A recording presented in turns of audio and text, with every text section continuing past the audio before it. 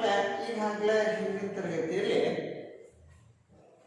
ಬೈಜಿಕ ನಿತ್ಯ ಸಮೀಕರಣಗಳ ಘಟಕಾಂಶವನ್ನು ಆಧರಿಸಿ ಹಿಂದಿನ ತರಗತಿಯಲ್ಲಿ ಕಲಿತಿರುವ ನಿತ್ಯ ಸಮೀಕರಣಗಳ ಸೂತ್ರಗಳ ಪರಿಚಯದೊಂದಿಗೆ ಮೊದಲನೇ ಸೂತ್ರ x plus a into x plus b equals x square plus x into a plus b plus ab ಆ ಸಮೀಕರಣದ ಸೂತ್ರವನ್ನು ಆಧರಿಸಿ ಕೆಲವೊಂದಿಷ್ಟು ಸಮಸ್ಯೆಗಳು ಮತ್ತು ಸಾಂಖ್ಯಿಕ ಸಮಸ್ಯೆಗಳು ನಡೆಸಿಕೊಂಡಿವೆ. ಹಾಗೆಯೇ ಅದರ ಮುಂದುವರೆದ ಅಂದರೆ ಎರಡನೇ ಸಮೀಕರಣ ಅಂದಾಗ ನೀವೇನು ಹೇಳ್ತೀರಿ, a plus b whole square equals a square plus 2ab plus b square ಅಂತ ಹೇಳ್ತೀರಿ. ಈಗ ನನ್ನ ಪ್ರಶ್ನೆ ಏನಿದೆ ಅಂದರೆ, ನೀವು ಈ ಸೂತ್ರ ಹೇಳ್ತೀರಿ ಹೀಗೆ ಅಲ್ವಾ, a square plus 2ab plus b square ಅಂತೇಳಿ. ಈ ರಿವರ್ಸ್ ಪ್ರೊಸೆಸ್ಸಿಗೆ ಬಂದರೆ ಹಿಮ್ಮುಖವಾಗಿ ಬಂದಾಗ RHS equals LHS ಅಂತ ಸಾಧಿಸಬೇಕು. ಪ್ರಶ್ನೆ ಈ ರೀತಿ ಬರ್ತದೆ, a square plus 2ab plus b square equals a plus b whole square ಎಂದು ಸಾಧಿಸಿ.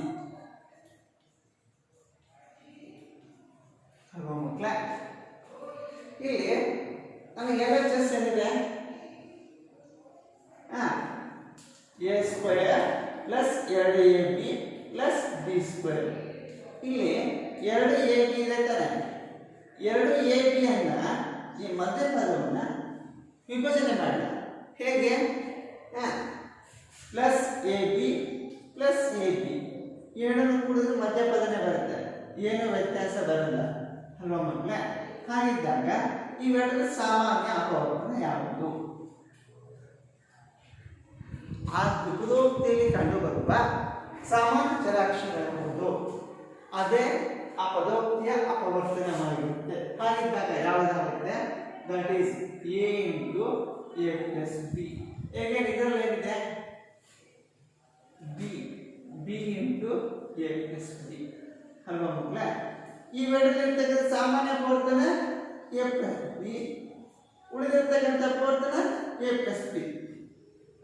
ಎರಡು ಕೂಡ ಸಾಮಾನ್ಯ ಅಪವರ್ತನಗಳೇ ಕೊಂಡ್ಕೊಳ್ಳುತ್ತೆ. That is a plus B into a plus B ಏನಾಯಿತು, a plus B whole square. That equals LHS equals ಏನಾಯಿತು, RHS. ಹಾಗಿದ್ದಾಗ LHS ಏನಿದೆ, a square plus 2ab plus b square equals a plus B whole square ಅಲ್ವಾ ಮಕ್ಕಳೇ? ಈ ರೀತಿಯ ಸಹಿತ ಉತ್ತರವನ್ನು ಸೂಚಿಸುತ್ತೇವೆ. ನೀವು ಅಪವರ್ತನ ರೂಪದಲ್ಲಿ ಸಹಿತ ಪೂರ್ಣಾಂಕ ಸಿಗುತ್ತೆ, ಅದರ ಘಾತಾಂಕ ರೂಪದಲ್ಲಿ ಸಹಿತ ಸಿಗುತ್ತೆ. ಹಾಗೆ ನನ್ನ ಇನ್ನೊಂದು ಪ್ರಶ್ನೆ ಇದೆ, a plus B whole square ಸೂತ್ರ ಹೇಳಿದೆ, a minus B whole square equals a square minus 2ab plus B square ಎಂದು ಸಾಧಿಸಿ. ಇದನ್ನು ನೀವೇ ಸ್ವತಃ ಮಾಡಲಿಕ್ಕೆ ಪ್ರಯತ್ನ ಮಾಡ್ತೀರಾ? ಪ್ರಯತ್ನ ಮಾಡಿ.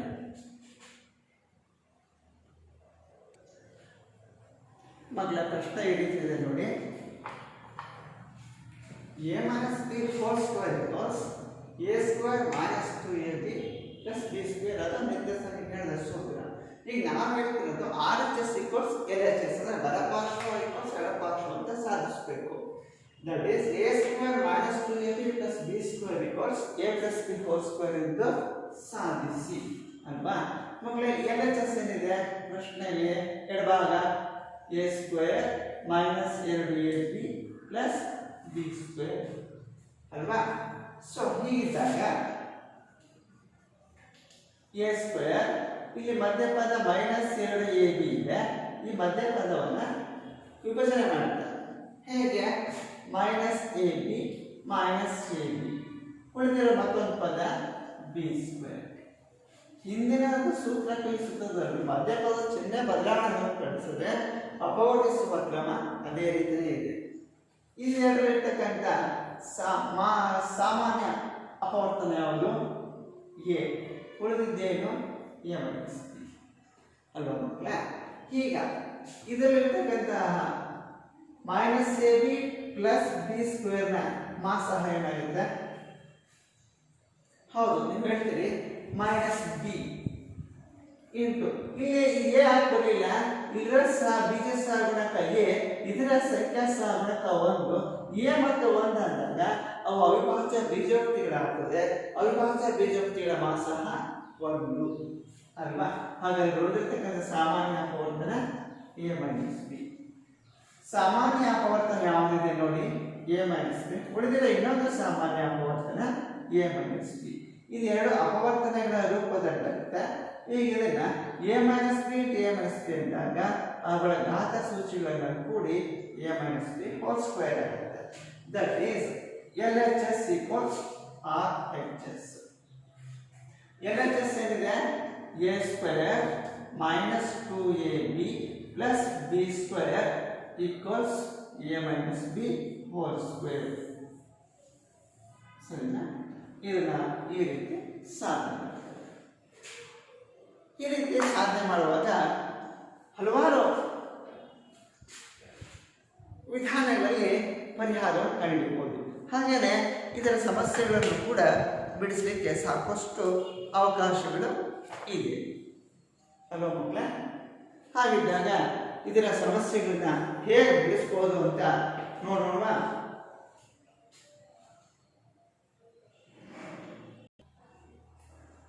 ಮಕ್ಕಳ, ಹಿಂದಿನ ತರಗತಿಯಲ್ಲಿ ನೀವು ಈಗಾಗಲೇ ಪೂರ್ಣವರ್ಗ ಸಂಖ್ಯೆಗಳು ಅಪೂರ್ಣ ವರ್ಗ ಸಂಖ್ಯೆಗಳ ಪರಿಕಲ್ಪನೆ ನಿಮಗಿದೆ.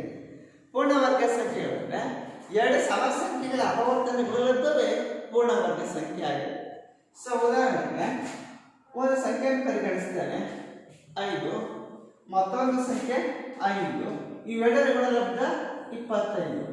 ಸೊ ಸಮಾಪವರ್ತನ ಗುಣಲಬ್ಧ ಒಂದು ಪೂರ್ಣವರ್ಗ ಸಂಖ್ಯೆ ಆಗಿರುತ್ತೆ. ಹಾಗಿದ್ದಾಗ ಇದರ ವರ್ಗಮೂಲ 5 ಆಗಿರ್ತದೆ. ನೋಡಿ, ಕಾಣ್ತಾ ಇದೆ ಮಕ್ಕಳ, ಇದು 5, ಇದರ ವರ್ಗ ಸಂಖ್ಯೆ 25. ಹಾಗಾದ್ರೆ 25 ವರ್ಗಮೂಲ 5. ಇದನ್ನ ರಿವರ್ಸ್ ಪ್ರೊಸೆಸ್ ಈ ರೀತಿ ಹೇಳ್ತೇವೆ. ಹಾಗಿದ್ದಾಗ ಕೆಲವು ಸ್ವಾಭಾವಿಕ ಸಂಖ್ಯೆಗಳನ್ನು ನಾನು ನಿಮಗೆ ಹೇಳ್ತೇನೆ, ಅವುಗಳ ಪೂರ್ಣವರ್ಗ ಸಂಖ್ಯೆಗಳು ಏನು ಅಂತ ಹೇಳ್ಬೇಕು. ಸೇ ಫಾರ್ ಎಕ್ಸಾಂಪಲ್, ನಾನು ಬರೆದಿರ್ತಕ್ಕಂಥದ್ದು 1 ರಿಂದ 10ರವರೆಗೆ ಸ್ವಾಭಾವಿಕ ಸಂಖ್ಯೆ ಬರೆದಿದ್ದೆ. ಹಾಗಿದ್ದಾಗ ಇವುಗಳ ಪೂರ್ಣವರ್ಗ ಸಂಖ್ಯೆ ಎಷ್ಟು ಅಂತ ಹೇಳ್ಬೇಕು. ಹಾಗಿದ್ದಾಗ 1ರ ವರ್ಗ ಅಂದ್ರೆ 1, 2ರ ವರ್ಗ 4, 3ರ ವರ್ಗ 9, 4ರ ವರ್ಗ 14, 5ರ ವರ್ಗ 25, 6ರ ವರ್ಗ 36, 7ರ ವರ್ಗ 49, 8ರ ವರ್ಗ 64, 9ರ ವರ್ಗ 81, 10ರ ವರ್ಗ 100. ಅಲ್ವಾ? ಈಗ ಇವೆಲ್ಲ ಪೂರ್ಣವರ್ಗ ಸಂಖ್ಯೆ ಅಂದ್ರೆ ನನ್ನ ಪ್ರಶ್ನೆ, 2ರ ವರ್ಗ 4 ಅಂತಾನೆ ತೋರಿಸಿದಾಗ ಇದರ ವರ್ಗಮೂಲ ಎಷ್ಟಾಗುತ್ತೆ? 4ರ ವರ್ಗಮೂಲ 2. ಆಗ ಮಾರ್ಕ್ ಇಂಡಿಕೇಶನ್ ತೋರಿಸ್ತಾ ಇದೆ ನೋಡಿ. ಹಾಗಿದ್ದಾಗ ವರ್ಗಮೂಲದ ಚಿಹ್ನೆ ಈ ರೀತಿ ಹೇಳ್ತೇವೆ. ನಾನು ಬಳಸಿರ್ತಕ್ಕಂಥ ಸಂಖ್ಯೆಗಳೆಲ್ಲವೂ ಕೂಡ ಸ್ವಾಭಾವಿಕ ಸಂಖ್ಯೆಗಳು. ಇದಕ್ಕೆ ರೂಟ್ ಏನಂತ ಸೂಚಿಸೋಣ. ಹಾಗಿದ್ದಾಗ 1ರ ವರ್ಗಮೂಲ 1, 4ರ ವರ್ಗಮೂಲ 2, 9ರ ವರ್ಗಮೂಲ 3, 16ರ ವರ್ಗಮೂಲ 4. ಇದೇ ರೀತಿ ಅನುಕ್ರಮಣೀಯವಾಗಿ ಸ್ವಾಭಾವಿಕ ಸಂಖ್ಯೆ ಬರೀತಾ ಹೋಗಿ 25ರ ವರ್ಗಮೂಲ 5, 36ರ ವರ್ಗಮೂಲ 6, 49ರ ವರ್ಗಮೂಲ 7, 64ರ ವರ್ಗಮೂಲ 8, 89ರ ವರ್ಗಮೂಲ 9, 100ರ ವರ್ಗಮೂಲ 10. ಈ ರೀತಿ ಪತ್ತೆ ಮಾಡ್ತಾರೆ. ಸಾಮಾನ್ಯವಾಗಿ ಈ ಪೂರ್ಣವರ್ಗ ಸಂಖ್ಯೆಗಳು ಮತ್ತು ಅವುಗಳ ವರ್ಗಮೂಲವನ್ನು ಪರಿಗಣಿಸಿದಾಗ ಇಂದಿನ ಅಪವರ್ತನ ಕ್ರಮದಲ್ಲಿ ಅಪವರ್ತಿಸುವ ವಿಧಾನಕ್ಕೆ ಸಾಕಷ್ಟು ನೆರವಾಗ್ತದೆ. ಮಕ್ಕಳ, ಇದೇ ರೀತಿ 11ರಿಂದ 20ರವರೆಗೆ ಬರುವ ಪೂರ್ಣವರ್ಗ ಸಂಖ್ಯೆಗಳು ಮತ್ತು ಅವುಗಳ ವರ್ಗಮೂಲಗಳನ್ನು ಪಟ್ಟಿ ಮಾಡ್ತೀರಲ್ವಾ? ಪ್ರಶ್ನೆ ಬರ್ಕೊಳ್ಳಿ. 11ರಿಂದ 20ರೊಳಗಿನ ಪೂರ್ಣವರ್ಗ ಸಂಖ್ಯೆಗಳು ಮತ್ತು ಅವುಗಳ ವರ್ಗಮೂಲಗಳನ್ನು ಪಟ್ಟಿ ಮಾಡ್ತೀರಲ್ವಾ? ಹಾಗಿದ್ದಾಗ ಮುಂದಕ್ಕೆ ದಾರಿಯಲ್ಲಿ ಅಪವರ್ತನ ವಿಧಾನ ಹೇಗೆ ಮಾಡಬೇಕು ಅನ್ನೋದನ್ನ ತಿಳಿಯೋಣ. ಮಕ್ಕಳ, ಪ್ರಶ್ನೆ ಈ ರೀತಿ ಇದೆ ನೋಡಿ. ಅಪವರ್ತಿಸಿ 49 square plus 70 AB plus 25 B square. ಈ ಪ್ರಶ್ನೆ ಈ ರೀತಿ ಇರುವಾಗ ಈ ಪ್ರಶ್ನೆಯಲ್ಲಿ ಎ ಸ್ಕ್ವೇರ್ ನ ಸಹ ಗುಣಾಂಕ ಎಷ್ಟು ಹೇಳಿ? 49. ಸರಿಯಾಗಿ ಹೋಗ್ತೀರ. 49 ಅಂದಾಗ 49 ಅಪೂರ್ಣ ವರ್ಗ ಸಂಖ್ಯೆಯೇ ಅಲ್ಲ. ಹಾಗಿದ್ದಾಗ ಪೂರ್ಣವರ್ಗ ಸಂಖ್ಯೆ. ಸರಿಯಾಗಿ ಹೋಗ್ತೀರ. ಹಾಗಾದ್ರೆ 49 ವರ್ಗಮೂಲ 7. ಎ ಸ್ಕ್ವೇರ್ ನ ವರ್ಗಮೂಲ ಎ.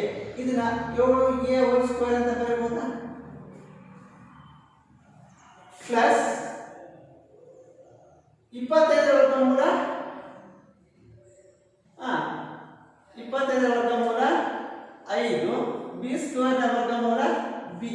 ಇದನ್ನ 5b ಹೋಲ್ ಸ್ಕ್ವೇರ್ ಅಂತ ಬರೆಯಬಹುದಾ? ಇದು ಎ ಬೆಲೆ, ಇದು ಬಿ ಬೆಲೆ ಅಲ್ವಾ? ಸೂತ್ರ ಸ್ಥಿರಾಂಕ ಇದೆ 2 ಇದೆ. 2 ಇಂಟು ಎ ಬೆಲೆ ಏನು? 7a ಇಂಟು ಬಿ ಬೆಲೆ 5b.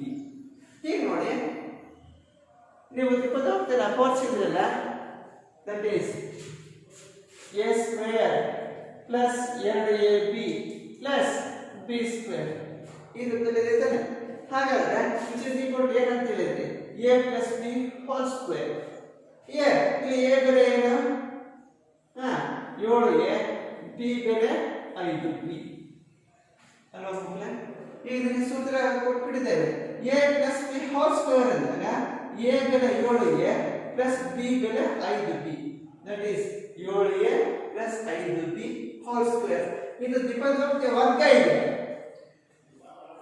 ನನಗೆ ವರ್ಗ ಬೇಕಿಲ್ಲ, ಅವುಗಳ ಅಪವರ್ತನೆ ಬೇಕು ಅಂದಾಗ, say for example A square ಅಂತಿದ್ರೆ ಇದನ್ನ ಎ ಇಂಟು ಎ ಅಂತ ಬರೀತೀನಿಲ್ವಾ? ಇದು ಏಕಪದ. ಹಾಗಿದ್ದಾಗ ದ್ವಿಪದ 7a plus 5b whole square ಅಂತಿದ್ದಾಗ ಅದನ್ನ 7a plus 5b into 7a plus 5b ಅಂತ ಬರೀತಾರೆ ಅಲ್ವಾ? ಅಂದ್ರೆ ಈ ವರ್ಗ ದ್ವಿಪದೋಕ್ತಿಯನ್ನು ಅಪವರ್ತಿಸಿದಾಗ ಬರುವಂತಹ ಅಪವರ್ತನೆಗಳು ದ್ವಿಪದೋಕ್ತಿಯ ಅಪವರ್ತನೆಗಳು ಬರ್ತವೆ ನಮ್ಮ ಮಕ್ಕಳ. ಈ ರೀತಿ ಸಾಮಾನ್ಯವಾಗಿ ಬಿಡಿಸುವಂತಹ ವಿಧಾನ. ಹಾಗಿದ್ದಾಗ ಮತ್ತೊಂದು ಸಮಸ್ಯೆಯನ್ನು ಬಿಡಿಸಲಿಕ್ಕೆ ಪ್ರಯತ್ನ ಮಾಡ್ತೀರಲ್ವಾ?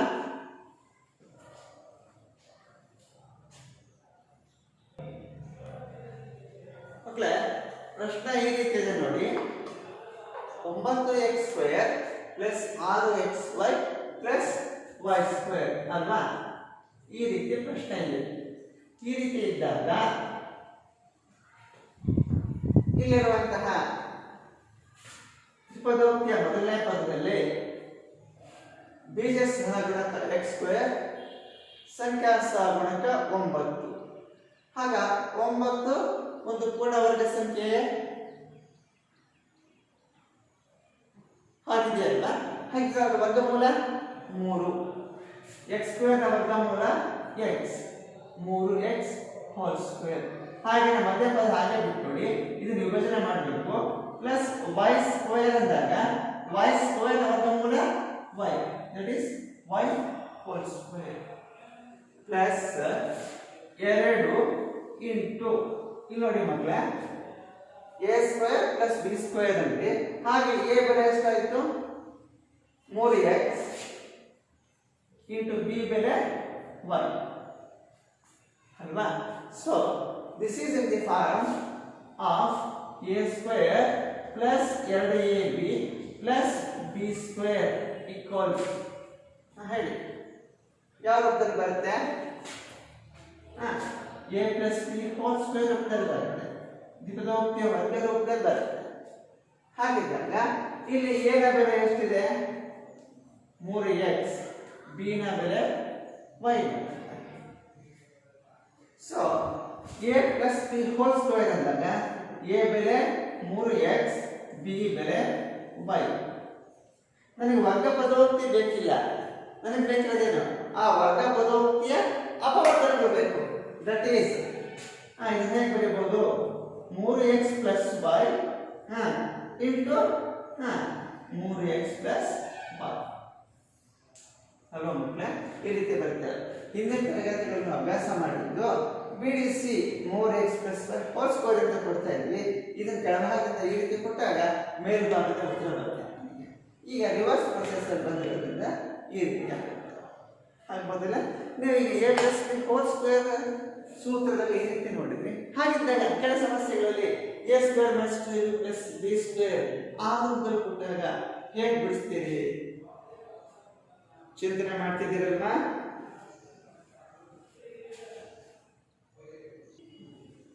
ಮಕ್ಕಳ, ಈ ಪ್ರಶ್ನೆಯನ್ನು ಗಮನಿಸಿ. ಈ ಪ್ರಶ್ನೆಯಲ್ಲಿ ಅಪವರ್ತಿಸಿ 16y square minus 4y plus 1 ಅಲ್ವಾ? ಈಗ ಈ ತ್ರಿಪದೋಕ್ತಿಯಲ್ಲಿ 16y square minus 4y plus 1 ಅಂತ ಹೇಳ್ತಾ ಇದ್ದೀವಿ. ಆಗಿದ್ದಾಗ ಇಲ್ಲಿ 16 ಒಂದು ಪೂರ್ಣವರ್ಗ ಸಂಖ್ಯೆ ಆಗಿದೆಯೇ?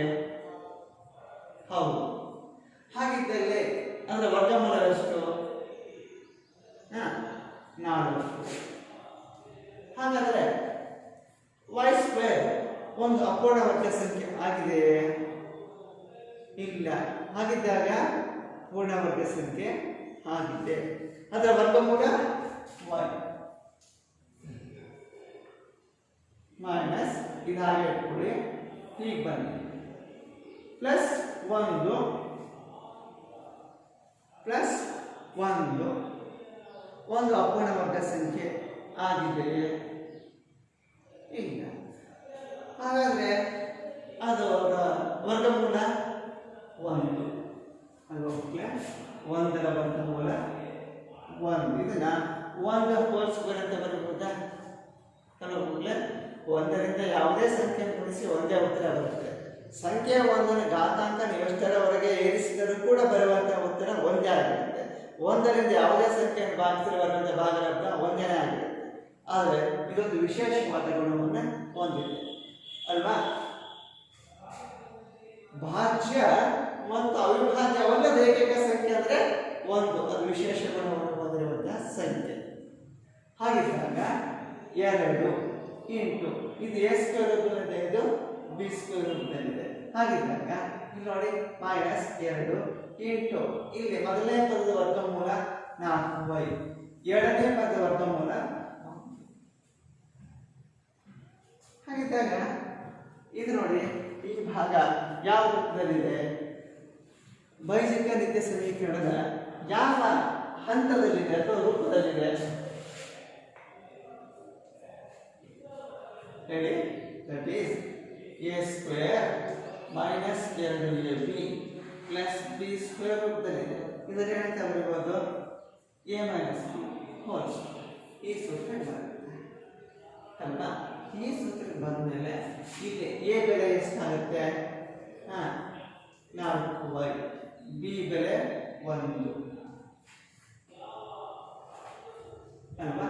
ಹಾಗಿದ್ದಾಗ a minus b whole square ಅಂದಾಗ 4y ಮೈನಸ್ 1 ಹೋಲ್ ಸ್ಕ್ವೇರ್. ನನಗೆ a minus b whole square ಅಂತ ಬೇಕಿಲ್ಲ, ಬೇಕಾಗಿರುವಂಥದ್ದು ಯಾವುದು? ಆ a minus b whole square ನ ಅಪವರ್ತನಗಳು ಬೇಕು. ಅಪವರ್ತನಗಳಿಂದ ಏನಂತ ಬರ್ತದೆ? ಕೊನೆಗೆ ಆನ್ಸರ್ ಸೂತ್ರದಲ್ಲಿ a minus b whole square ಅಂದಾಗ a minus b into a minus b ಅಂತ ಬರ್ತದೆ. ಹಾಗಿದ್ದಾಗ 4y ಮೈನಸ್ 1 ಹೋಲ್ ಸ್ಕ್ವೇರ್ ಏನಂತ ಬರ್ತೀರಿ? 4y minus 1 into 4y minus 1. ಸರಿ ನಮ್ಮ ಈ ರೀತಿ ಬಿಡಿಸ್ತೇವೆ. ಹಾಗಿದ್ದಾಗ ಮತ್ತೊಂದು ಸಮಸ್ಯೆಯನ್ನು ನೀವು ಬಿಡಿಸ್ಲಿಕ್ಕೆ ಪ್ರಯತ್ನ ಮಾಡ್ತಿರಲ್ಲ, ಇದೇ ವಿಧಾನದಲ್ಲಿ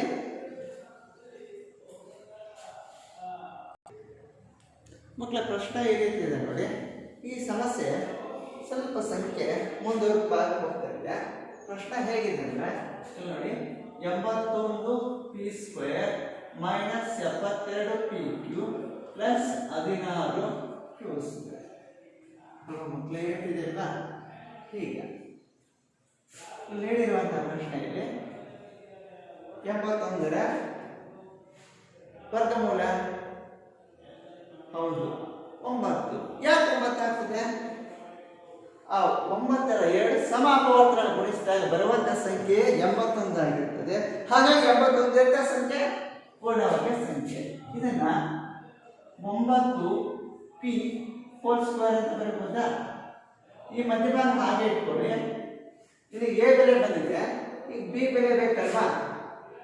-2 ಅಲ್ಪಾವರ್ಗ ಹಾಗೆ ಇಟ್ಕೊಳ್ಳಿ, ಪ್ಲಸ್ 16q² ಅಂತಿದೆ.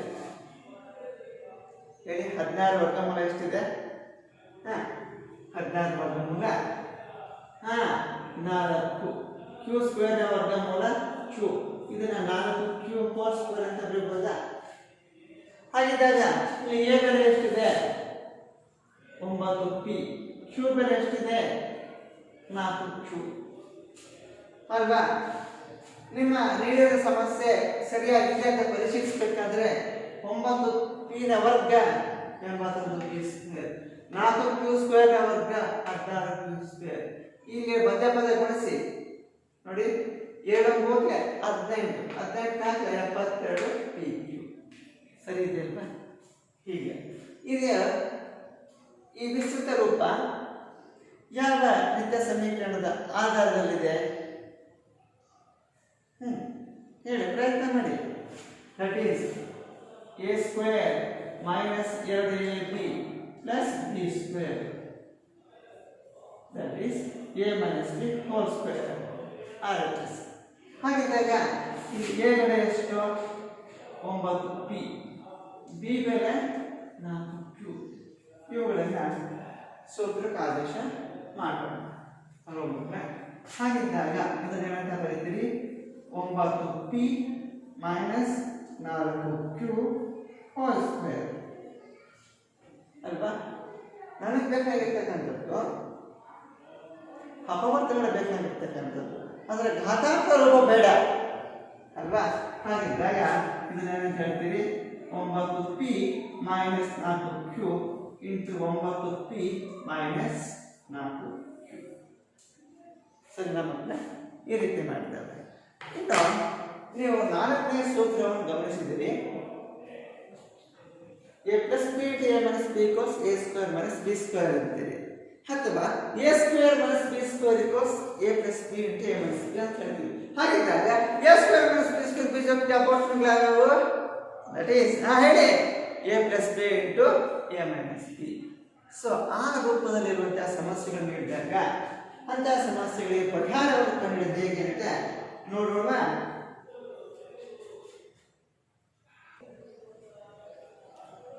ಮಕ್ಕಳೇ, ಇಲ್ಲೊಂದು ರೀತಿ ಪ್ರಶ್ನೆ ಇದೆ ನೋಡಿ. ಅಪವರ್ತಿಸಿ 25x²/4 - y²/9. ಇಲ್ಲಿ ಪಿಂಡರಾಶಿ ರೂಪ ಕೊಟ್ಟಿದ್ದೇವೆ. ಈ ರೂಪ 4ನೇ ಸಮೀಕರಣದ ರೂಪದಲ್ಲಿ ಬರುತ್ತೆ. That is a² - b² = a + b × a - b ಸೂತ್ರಕ್ಕೆ ಬರುತ್ತೆ. ಹಾಗಿದ್ದಾಗ ಇಲ್ಲಿ 25 ವರ್ಗಮೂಲ 5, x² ನ ವರ್ಗಮೂಲ x. ಇದನ್ನ 5x² / 4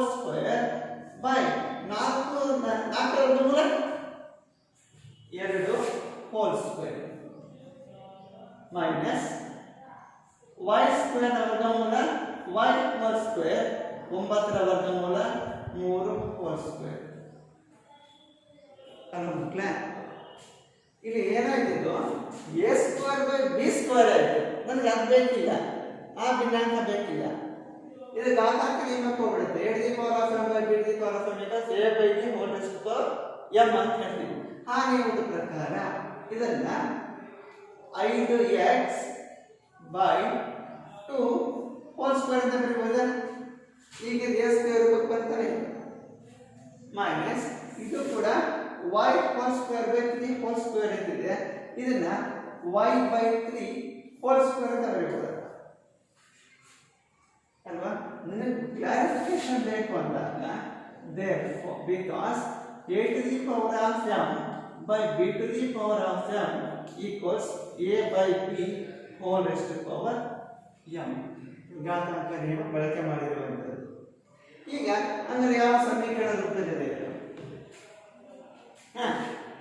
ಅಂದಾಗ ನೋಡಿಬಿಟ್ಲೆ ಈ ರೀತಿ ಇದೆ.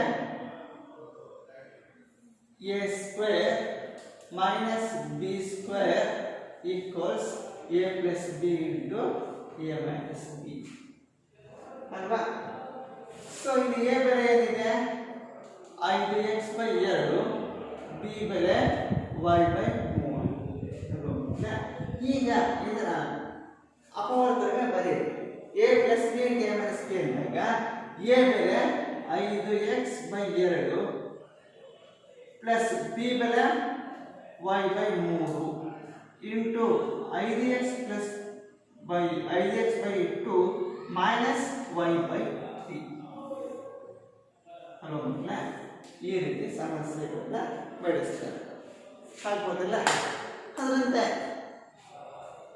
ಗೃಹ ಕೆಲಸದಲ್ಲಿ ಇದನ್ನು ಮಾಡ್ತೀರಾ, ಅಪವರ್ತಿಸಿ x² ಮೈನಸ್ y²/100.